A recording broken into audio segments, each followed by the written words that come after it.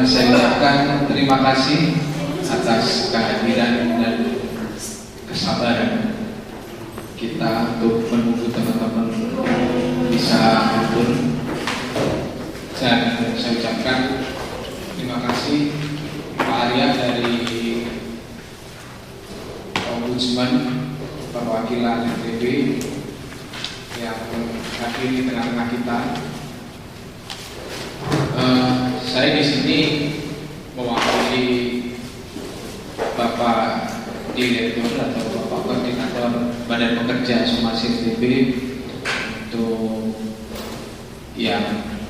membuka kegiatan kita hari ini, karena kebetulan Pak Koordinator ada kegiatan yang baru di Mataram, jadi nggak bisa sebenarnya beliau bisa hadir langsung, karena kemarin juga sempat beliau sendiri yang meminta untuk bisa hadir karena juga lama tidak berjumpa dengan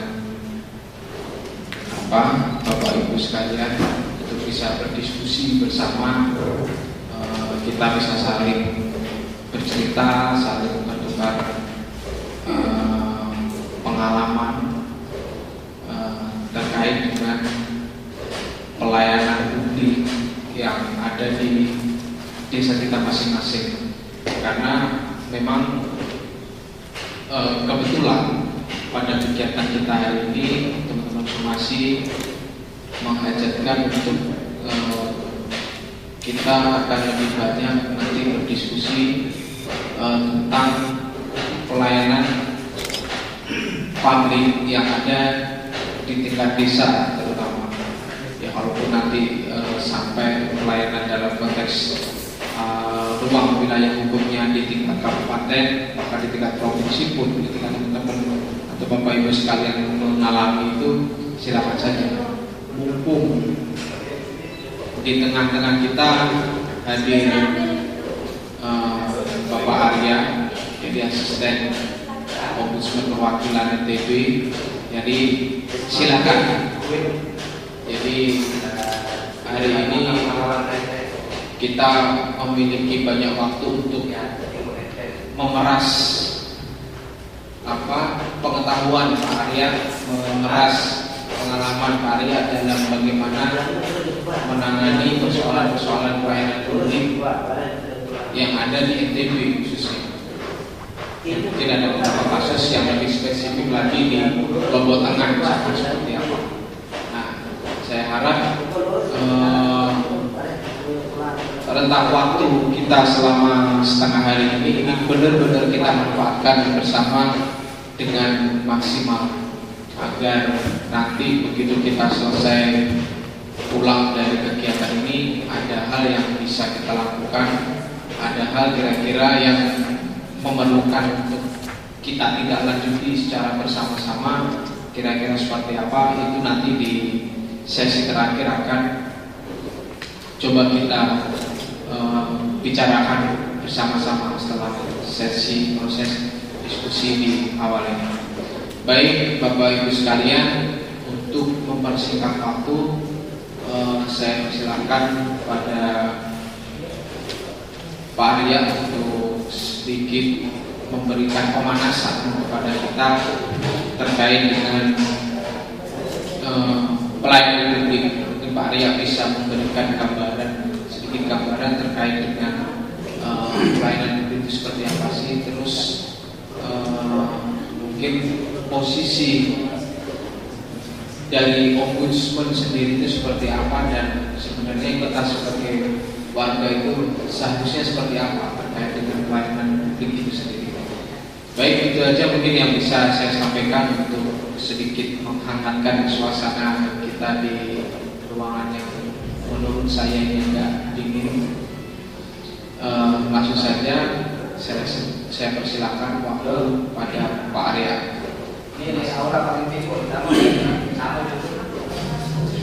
Assalamualaikum warahmatullahi wabarakatuh. Saya hormati bapak-bapak para hadirin di sini. Pertama-tama kami mengucapkan terima kasih kepada Somasi yang telah mengundang kami sebagai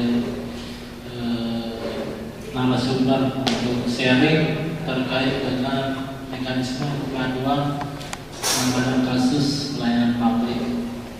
Tentunya kita di sini pernah merasakan atau pernah memiliki pengalaman terkait dengan pelayanan publik, apakah itu pelayanan di bidang pendidikan ketika anak-anak kita bersekolah, kemudian pelayanan di bidang kesehatan ketika kita sakit, pelayanan administrasi kehidupan seperti KTP dan keluarga, dan sampai dengan ketika kita menikah pun kita juga membutuhkan apa yang disebut dengan pelayanan publik.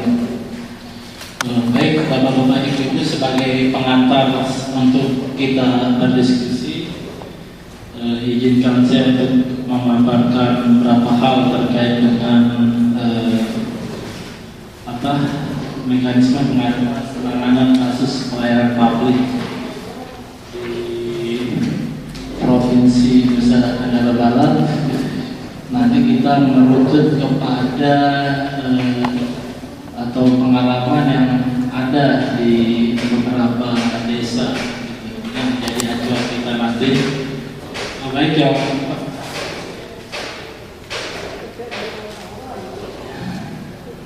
Tentunya Bapak-Bapak, Ibu-Ibu sekalian sudah mendengar apa itu Ombudsman. Berdasarkan Undang-Undang 37 2008 diberikan amanat untuk melakukan pengawasan pelayanan publik yang berfungsi mengawasi penyelenggaraan pelayanan publik yang diselenggarakan oleh penyelenggara negara, pemerintahan termasuk diselenggarakan oleh BUMN atau BUMD serta badan swasta atau perseorangan yang bertugas menjalankan pelayanan publik tertentu yang sebagian atau seluruh dananya bersumber dari anggaran pendapatan belanja negara dan APBD. Ini artinya instansi-instansi yang termasuk dalam objek pengawasan Ombudsman itu adalah lembaga negara, instansi pemerintah baik pusat maupun di daerah, termasuk desa juga menjadi objek pengawasan kami. Bahkan BUMD seperti bank-bank swasta, kemudian PLN, kemudian Bulog juga itu kita bisa menjadi objek pengawasan, termasuk lembaga swasta yang memang menyelenggarakan pelayanan publik, misalnya terkait dengan bank swasta atau lembaga pendidikan swasta yang mengelola anggaran negara, misalnya seperti beasiswa yang diberikan oleh negara yang disalurkan oleh lembaga pendidikan swasta.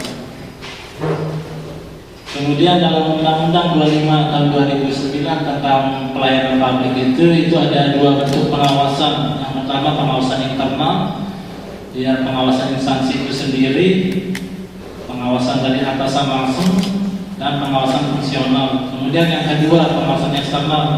Di sini yang pertama itu adalah pengawasan masyarakat. Masyarakat juga berhak atau berwenang melakukan pengawasan terhadap penyelenggaraan pelayanan publik pada pemerintah dalam bentuk pengaduan masyarakat, apakah mengadukannya ke instansi terkait ataupun mengadukannya di Ombudsman Republik Indonesia.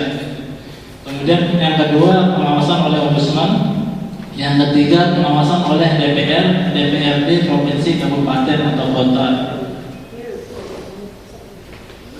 Tugas Ombudsman, tugas dan wewenang Ombudsman sebagaimana diamanatkan dalam Undang-Undang 37 tahun 2008 itu salah satunya adalah menerima dan menyelesaikan laporan atau dugaan maladministrasi penyelenggaraan pelayanan publik.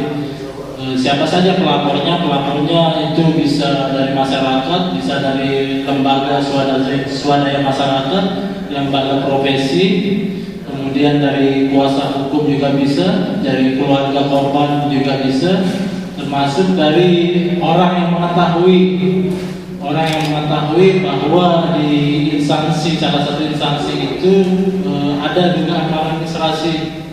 Bahkan ketika kami membaca informasi dari media atau dari koran, kami bisa menjadikan dasar itu sebagai laporan.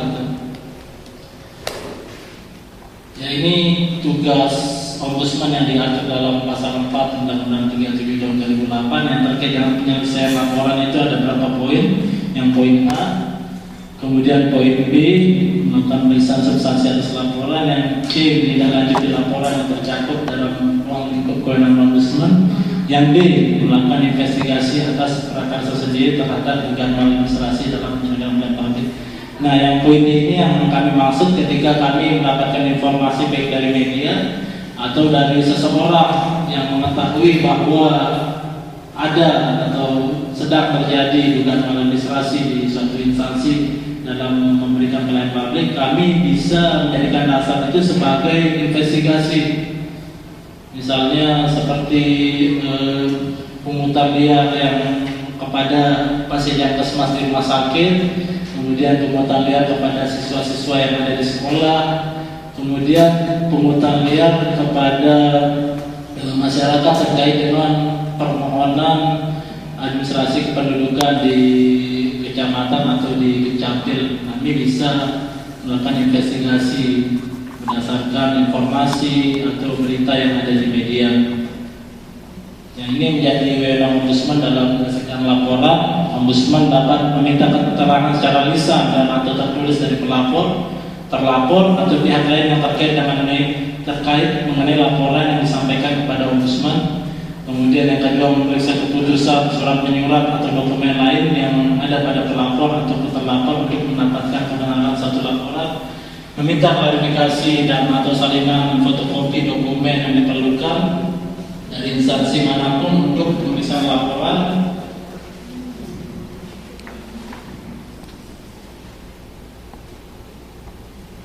Yang untuk pemeriksaan laporan sampai dengan seterusnya.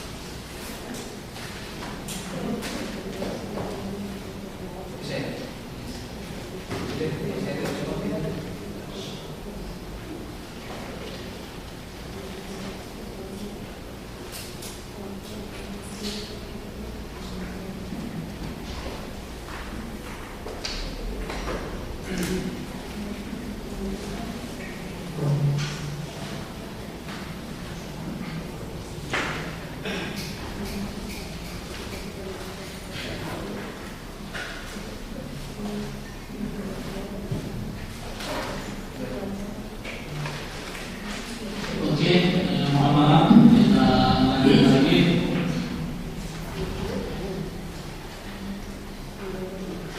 Poin 5 juga Ombudsman dapat menyelesaikan laporan melalui mediasi, konsilasi atas permintaan para pihak.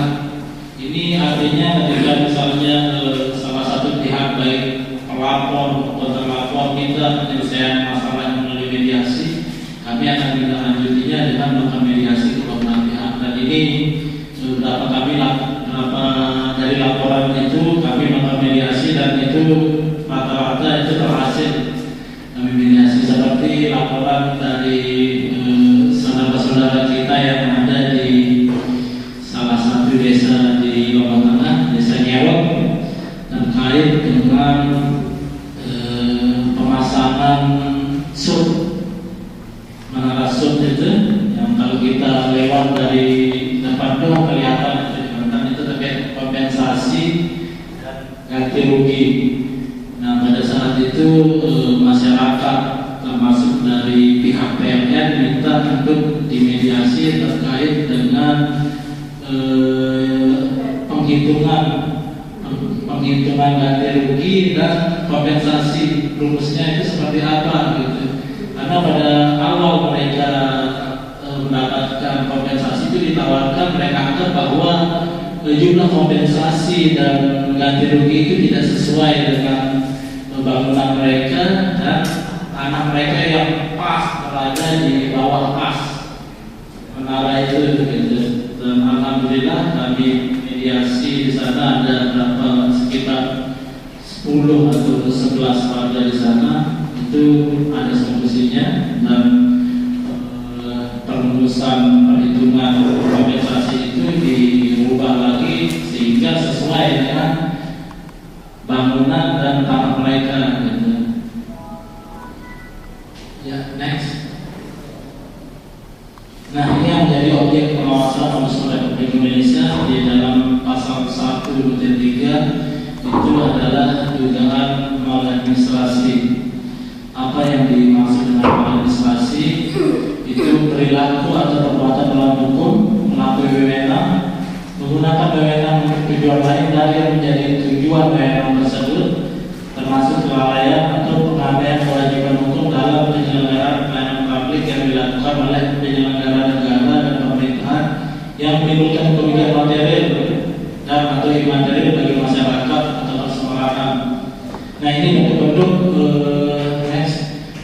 bentuk-bentuk maladministrasi yang dilakukan oleh Ombudsman. Yang pertama, berpihak, kemudian diskriminasi, konflik kepentingan, penundaan berlarut, penyalahgunaan wewenang, penyimpangan prosedur, permintaan uang, barang dan jasa. Nah, ini yang disamakan dengan perbuatan korupsi itu, permintaan uang, barang dan jasa. Kemudian tidak kompeten, tidak memberikan pelayanan, dan tidak patut. Kalau di Ombudsman itu perbuatan korupsi, misalnya permintaan uang itu kan merugikan masyarakat gitu. Kalau yang di undang-undang terkait korupsi itu merugikan keuangan negara. Kalau kami memang merugikan langsung pada masyarakat. Misalnya ditarik biaya yang seharusnya tidak ada biaya, diminta biaya sekian tanpa dasar aturan yang jelas gitu. Next. Nah, ini dapat kita kelompokkan tindakan maladministrasi. Pertama, terkait dengan ketepatan waktu, yaitu bentuk maladministrasinya adalah penundaan berlarut. Ini yang bisa saya contohkan ketika misalnya kita mohon sertifikat di kantor pertanahan, misalnya pemecahan sertifikat, dalam ketentuan pemecahan sertifikat itu jangka waktunya adalah 15 hari. Tetapi misalnya ketika kita ke kantor pertanahan, kenapa sertifikatnya belum jadi, kemudian dia bilang tunggu saja sampai dengan bahkan ada yang sampai 2 tahun proses yang kami tangani itu, yang seharusnya 15 hari itu penyelesaiannya sampai 2 tahun tak selesai. Akhirnya dilaporkan ke kami tinggal lanjut, tidak sampai 3 hari itu langsung terbit sertifikatnya, karena memang di ketentuannya itu 15 hari untuk memecat sertifikat apabila syarat-syaratnya telah lengkap. Kemudian tidak menangani dan melalaikan kewajiban. Yang kedua, terkait dengan keberpihakan, itu ada persekongkolan, kolusi dan nepotisme, bertindak tidak adil dan nyata-nyata berpihak. Yang ketiga, terkait dengan pelanggaran hukum, bentuk maladministrasinya adalah pemalsuan, pelanggaran undang-undang dan perbuatan melawan hukum. Next. Terkait dengan kewenangan atau kompetensi, itu bentuk maladministrasinya di luar kompetensi, tidak kompeten, intervensi dan penyimpangan prosedur. Kemudian terkait dengan sikap arogansi penyelenggara pelayanan publik, yang pertama itu bertindak semena-mena, penyalahgunaan wewenang, bertindak tidak layak atau tidak patut. Yang berikutnya terkait dengan bentuk korupsi, ada maladministrasi, permintaan imbalan, penguasaan tambahan, penggelapan barang bukti. Nah, setiap instansi penyelenggara pelayanan publik dalam Undang-Undang 25 dan 2009 tentang pelayanan publik wajib memenuhi apa yang disebut dengan komponen standar pelayanan publik. Ini untuk mencegah terjadinya maladministrasi instansi tersebut. Yang pertama, melalui dasar hukum penyelenggaraan pelayanan publik itu seperti apa, kemudian persyaratannya apa saja, sistem, mekanisme, dan prosedur, dan waktu penyelesaian termasuk biaya tarifnya itu berapa, itu harus diumumkan kepada masyarakat sampai dengan seterusnya. Next. Nah, ini konsekuensi hukum dari tindakan atau keputusan dan peristiwa maladministrasi dalam Undang-Undang 37 tahun 2008 maupun dalam Undang-Undang 25 tahun 2009, Ombudsman dapat merekomendasikan sanksi administratif kepada para penyelenggara pelayanan publik yang melanggar atau melakukan tindakan maladministrasi sebagaimana diatur dalam pasal 39 Undang-Undang 37 dan pasal 54. Sanksi administrasi ini misalnya diteguran baik secara lisan maupun tertulis sampai dengan sanksi yang terberat, pemberhentian. Kemudian yang berikutnya, selain itu masyarakat yang menjadi korban maladministrasi dapat melakukan gugatan ke penyelenggara pelayanan publik. Pertama, melalui PTN apabila pelayanan yang diberikan menimbulkan kerugian di bidang administrasi negara. Kemudian yang kedua, menggugat secara perdata apabila penyelenggara pelayanan publik melakukan perbuatan menghukum secara perdata. Dan yang terakhir, dapat melakukan penuntutan secara pidana apabila penyelenggara pelayanan publik melakukan tindak pidana. Yang berikutnya, mengapa kita harus melapor ke Ombudsman? Jawabannya, karena saya berfungsi masih penyelenggara pelayanan publik, Ombudsman juga bertugas diantaranya menerima laporan atas dugaan maladministrasi, melakukan investigasi atas kasus sendiri terhadap dugaan maladministrasi, melakukan upaya pencegahan maladministrasi dalam penyelenggaraan pelayanan publik. Yang berikutnya, apa saja yang harus Anda siapkan agar masyarakat siap melapor ke Ombudsman? Yang pertama itu memuat nama lengkap, tempat dan tanggal lahir serta perkawinan yang diatur dalam Undang-Undang 37. Yang kedua, membuat rangkaian peristiwa, tindakan dan seterusnya. Yang berikutnya, sudah menyampaikan laporan secara langsung kepada pihak terlapor atau sang terlapor, tetapi tidak ada penyelesaian sebagaimana mestinya. Jadinya salah satu syarat untuk melapor ke Ombudsman itu bahwa masyarakat itu pernah melakukan komplain kepada instansi terlapor, misalnya di kantor desa langsung melakukan komplain ke kepala desanya, tetapi tidak ada penyelesaian dari pihak desa, baru bisa melapor ke Ombudsman. Atau misalnya dinas, kita komplain ke petugasnya, tidak ada respon dari petugas, kita langsung ke kepala dinas, tidak ada respon, itu bisa dilaporkan ke Ombudsman. Kemudian, apakah laporan Anda dapat dirahasiakan? Nah, ini yang paling penting, karena kita tahu bahwa tidak semua masyarakat itu berani melapor di Ombudsman, itu karena mereka takut kalau mereka melapor ke Ombudsman nanti bukan malah dipermudah, malah dipersulit. Gitu. Di dalam pasal 24 ayat 2 Undang-Undang 37 2008, dalam keadaan tertentu nama dan identitas pelapor dapat kami rahasiakan. Jadinya kami mengimbau kepada masyarakat untuk perbaikan penyelenggaraan pelayanan publik. Mari, kalau memang ada masyarakat yang menjadi korban atau mengetahui ada tindakan maladministrasi yang dilakukan oleh penyelenggara pelayanan publik, laporkan saja ke kami.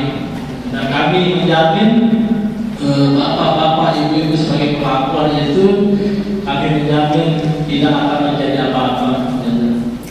Ini untuk perbaikan bersama kita, perbaikan instansi penyelenggara pelayanan publik. Kemudian yang berikutnya, apakah orang lain dapat melaporkan atas nama Anda atau atas nama kita? Iya, dalam keadaan tertentu penyampaian laporan dapat dikuasakan kepada orang lain. Intinya di sini misalnya ada keponakan atau ada desa, ada keluarga yang menjadi korban maladministrasi dalam penyelenggaraan publik, itu bisa dilaporkan tentunya dengan melampirkan surat kuasa, melampirkan surat kuasa bahwa benar si korban ini memberikan kuasa kepada pelapor untuk menyampaikan laporannya. Next.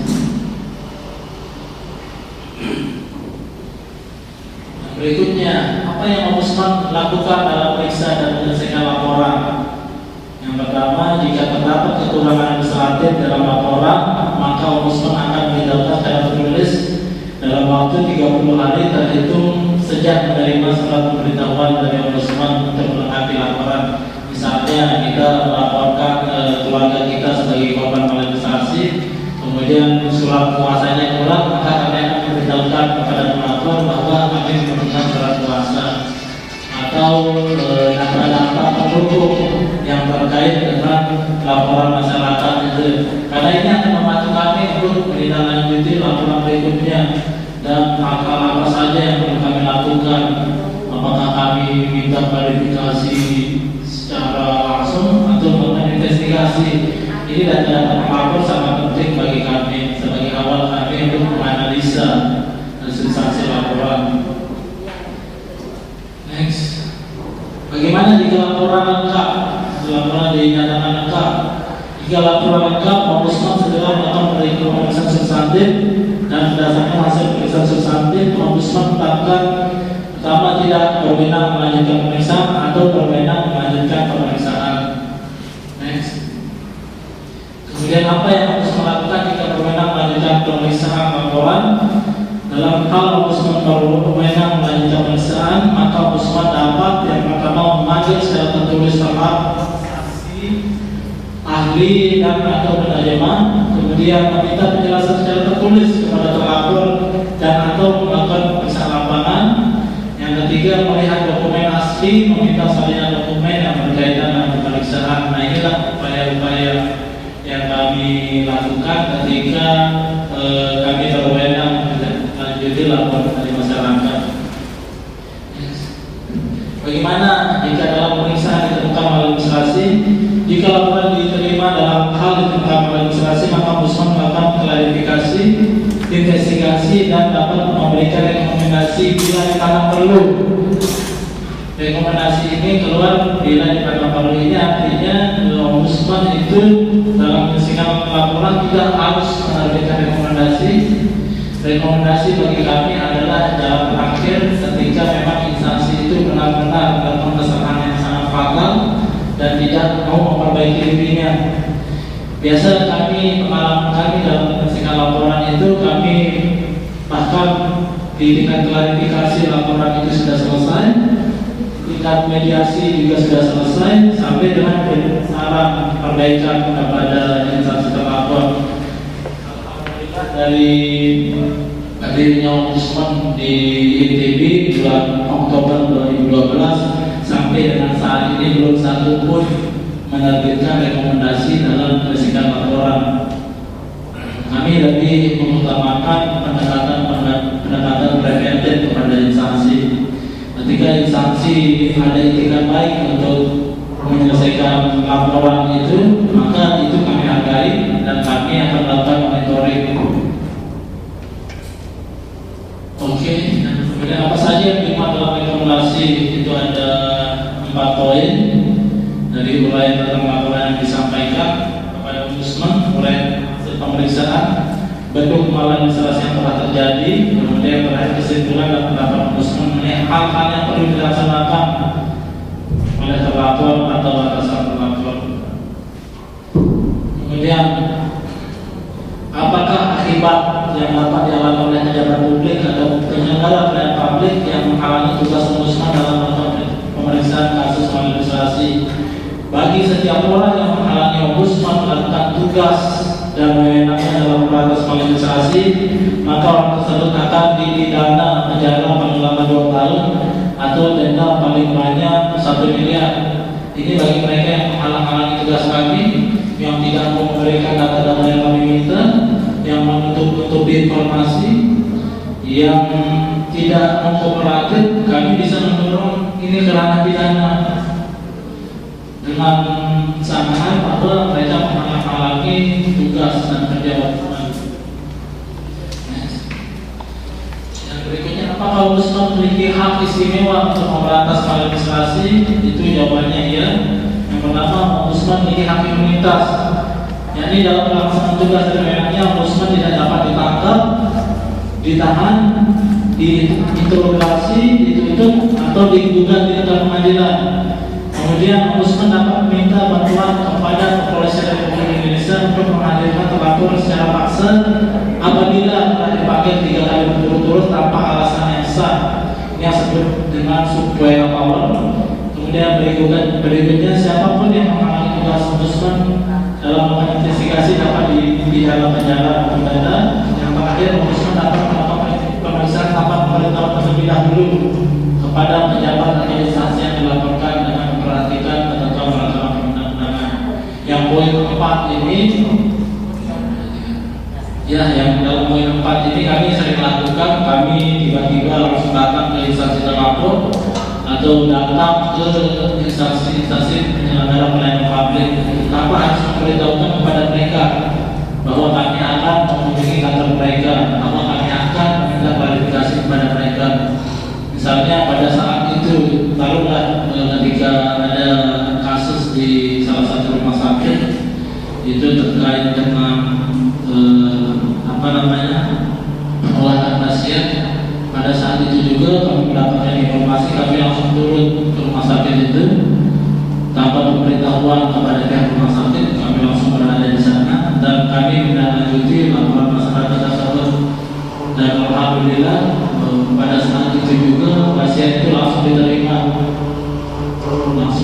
pada hari itu juga, yang sebelumnya itu 2 hari pasien itu tidak diterima karena alasan yang tidak jelas. Next. Nah, ini untuk ketika demokrasi berbelit maka rakyat semakin terpimpin. Kemudian ini mulai menghapus pelayanan publik di mana ada yang pakai peci, tapi seharusnya adalah masyarakat yang membantu ombudsman dalam memberantas maladministrasi itu kalangan masyarakat sampai memberikan gunting. Nah, ini pengalaman dari Januari sampai 2012 berdasarkan asal daerah pelapor itu dari Kabupaten Lombok Tengah itu berada pada peringkat ketiga setelah Kota Mataram dan Lombok Barat, hanya 14 laporan. Ini laporan yang memang kami anggap sangat minim. Apakah dikarenakan karena masyarakatnya takut untuk melapor atau kami yang kurang bersosialisasi kepada masyarakat di Lombok Tengah? Gitu. Yang terakhir dari Kabupaten Bima itu yang sedikit. Nah, ini klasifikasi dari terlapor yang paling banyak mendominasi adalah pemerintah kabupaten kota termasuk provinsi, kemudian disusul dengan Badan Pertanahan Nasional atau Kantor Pertanahan, kemudian disusul dengan BKN, BKD,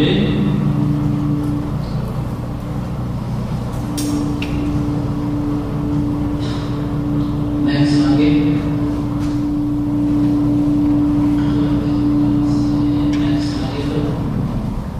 Nah, ini jumlah laporan berdasarkan substansi itu yang paling banyak bentuk maladministrasi yang dilaporkan oleh masyarakat di ITB adalah tidak memberikan pelayanan. Itu sebanyak 59 laporan.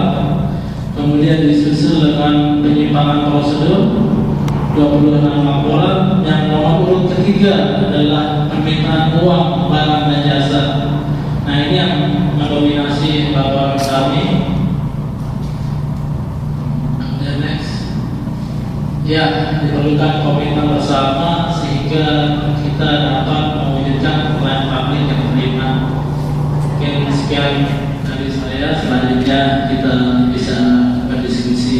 Assalamualaikum warahmatullahi wabarakatuh. Ya, terima kasih kepada atas beberapa hal yang disampaikan tadi. Jadi teman-teman Bapak Ibu sekalian, ada beberapa hal yang bisa kita catat dari apa yang disampaikan oleh Pak Arya tadi, adalah bahwa posisi ombudsman di dalam penyelesaian persoalan pelayanan publik dalam konteks administrasinya ini adalah di dalam posisi ombudsman menunggu. Jadi ombudsman tidak bisa bergerak, misalkan hanya atas dasar ombudsman baca koran, misalkan ada terjadi maladministrasi yang mengakibatkan masyarakat tidak mendapatkan pelayanan yang sebagaimana mestinya. Jadi tidak bisa. Jadi begitu ada laporan baru ombudsman bisa berbuat, ombudsman bisa bergerak. Karena memang di aturan yang memerintahkan ombudsman itu sudah mengatur demikian. Jadi justru akan salah ketika ombudsman bergerak berdasarkan hasil pengetahuan ombudsman sendiri secara instansi tanpa ada laporan dari masyarakat. Jadi keaktifan masyarakat di dalam melaporkan tindakan-tindakan maladministrasi itulah yang menjadi dasar ombudsman untuk bergerak, ombudsman untuk melakukan sesuatu.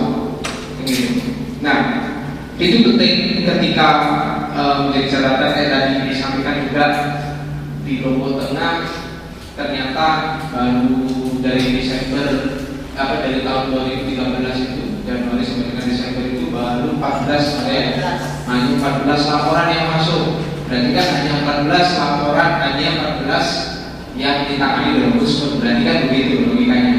Nah, ternyata dari pantauan teman-teman di Somasi pun dan bahkan diskusi dengan teman-teman di ombudsman, sebenarnya kalau dikalkulasikan kasus-kasus soal administrasi di Lombok Tengah ini lebih dari itu. Tapi persoalannya kayak tadi, kenyataannya kenapa nggak ada laporan ke ombudsman? Kan gitu. Apakah memang masyarakat ini tidak mengetahui atau masyarakat takut karena jangan-jangan setelah lapor ke ombudsman nanti justru malah menjadi persoalan baru lagi. Nah, di dalam hal ini tadi sudah dikelirkan, sudah dijelaskan oleh Pak Arya bahwa ombudsman secara undang-undang, jadi bukan aturan yang dibuat oleh ombudsman sendiri, tapi secara undang-undang itu sudah diperintahkan bahwa kerahasiaan pelapor itu juga dijamin. Kerahasiaan pelapor itu juga dijamin oleh ombudsman. Jadi ombudsman hanya butuh dasar bahwa apa yang dilakukan oleh ombudsman itu atas dasar laporan dari masyarakat sebagai penerima pelayanan.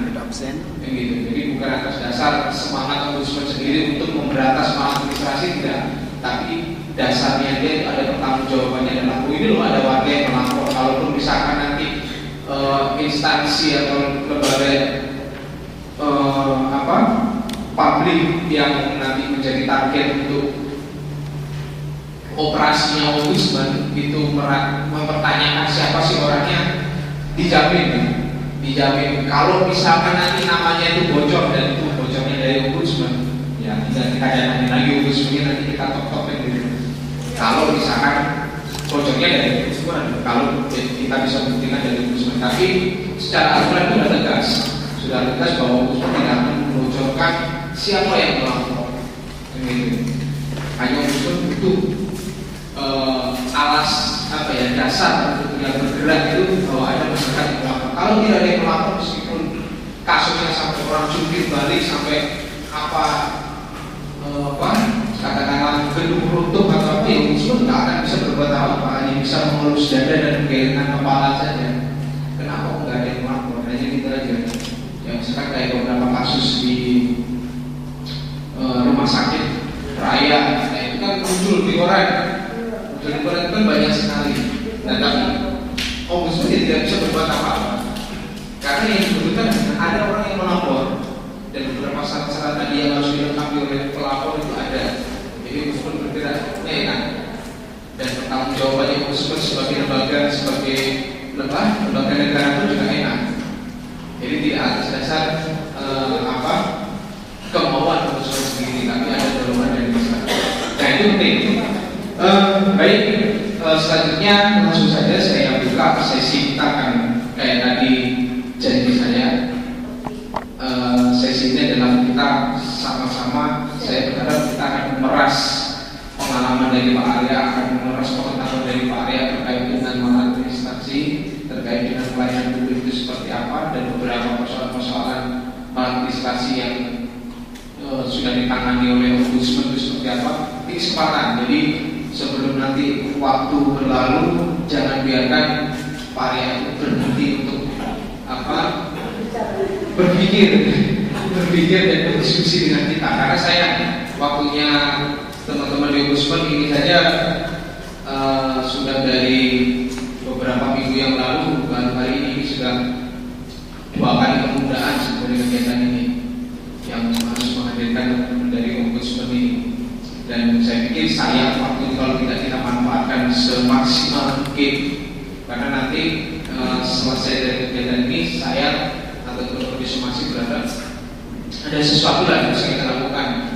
Dari 14 tahun 2013 rekor untuk tengah, misalkan nanti di 2014 ini di penutupan di bulan Desember nanti jadi 100 laporan, luar biasa. Itu sebenarnya dari 14 itu merupakan tantangan dari Pak Arya. Ayo dong Lombok Tengah kok gak ada yang lapor gitu. Sebenarnya seperti itu. Tapi baiklah, bukan berarti kita akan mengejar nanti laporan, tapi kalau laporan yang ada juga kasihan juga untuk sebenarnya pekerjaannya jadi sia-sia. Tapi laporan yang benar-benar ini merupakan tindakan maladministrasi yang benar, bukan tindakan yang sengaja untuk mencari kesalahan maladministrasi. Nah itu yang saya pikir harus juga kita pikirkan.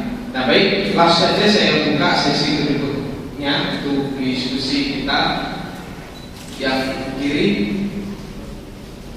Oke, itu 1, 2, 3, 4. Untuk 4 dulu ya. Dan saya harap ini tidak hanya pertanyaan, tapi juga sharing, gitu. Sharing. Jadi harapannya nanti Pak Arya saat balik lagi ke kantornya ketemu dengan kepala kantornya masih akan ditanya apa yang kau dapat di Lombok Tengah.